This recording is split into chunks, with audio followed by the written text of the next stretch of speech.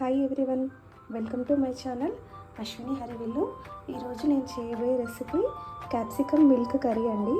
అది ఎలా చేసుకోవాలో ఇప్పుడు నేను మీకు చూపిస్తాను. క్యాప్సికమ్ కర్రీ చేసుకోవడానికి ప్యాన్లోకి ఒక 6 టీ స్పూన్ల ఆయిల్ వేసుకోవాలి. ఆయిల్ హీట్ అయిపోయిందండి. ఒక 1/2 టీ స్పూన్ ఆవాలు వేసుకోవాలి. 1/2 టీ స్పూన్ జీలకర్ర వేసుకోవాలి.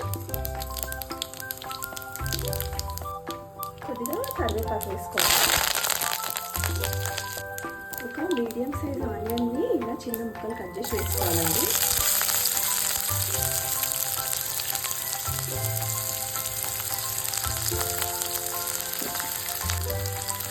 వీటిని కొంచెం ఫ్రై చేసుకోవాలి.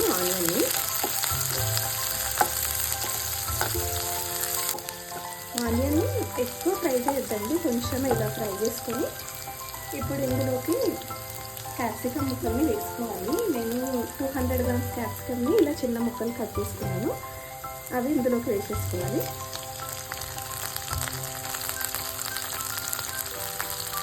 లోపల ఉన్న సీడ్స్ని తీసేయాలండి. ఈ క్యాప్సికమ్ ముక్కల్ని కొంచెం ఆయిల్లో ఫ్రై చేసుకోవాలి మంచిగా. ఇందులోకి ఒక 1 టీ స్పూన్ కొబ్బరి పొడి వేసుకోవాలి. కొబ్బరిని కూడా ఆయిల్లో కొంచెం ఫ్రై చేసుకోవాలండి. ఒక 1/2 టీ స్పూన్ పసుపు వేసుకోవాలి. ఒకసారి ఇదంతా మంచిగా కలుపుకోవాలండి. ఈ క్యాప్సికమ్ ముక్కలు మంచి ఆయిల్లోనే మగ్గించుకోవాలండి, అప్పుడే టేస్ట్ బాగుంటుంది కర్రీ. ఇలా మంచిగా కలుపుకుంటూ మగ్గించుకోవాలి. ఇప్పుడు ఇందులోకి 1 టీ స్పూన్ కారం వేసుకోవాలి.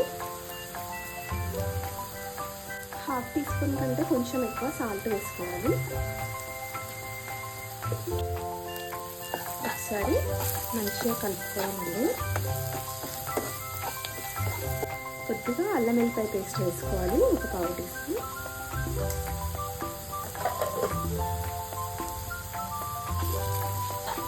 ఈ అల్లం వెల్లిపాయ పేస్ట్ పచ్చివాసన పోయే వరకు వేయించుకోవాలండి.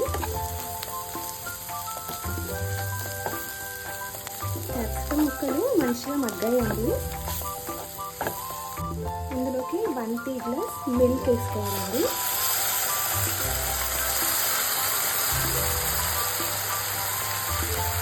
మిల్క్తో క్యాప్సికమ్ కర్రీ కమ్మగా ఉంటుందండి. టేస్ట్ చాలా సూపర్గా ఉంటుంది. ఇది చపాతీలోకి, రైస్లోకి, రెండిట్లోకి బాగుంటుందండి ఈ కర్రీ. 2 టీ గ్లాసుల వాటర్ వేసుకోవాలి. ఇందులోకి ఒక 1/2 టీ స్పూన్ ధనియాల పొడి వేసుకోవాలి. 1/2 టీ స్పూన్ జీలకర్ర పొడి వేసుకోవాలి. ఇప్పుడు ఇందులోకి మనం నువ్వులని వేయించి పొడి చేసి పెట్టుకుంటాం కదండి, అది 2 టీ స్పూన్లు వేసుకోవాలి. ఇవన్నీ వేసాక ఒకసారి మంచిగా కలుపుకొని మూత పెట్టి ఉడికించుకోవాలండి. ఒక 4 to 5 మినిట్స్ ఉడికించుకోవాలి. ఒకసారి చూద్దామండి.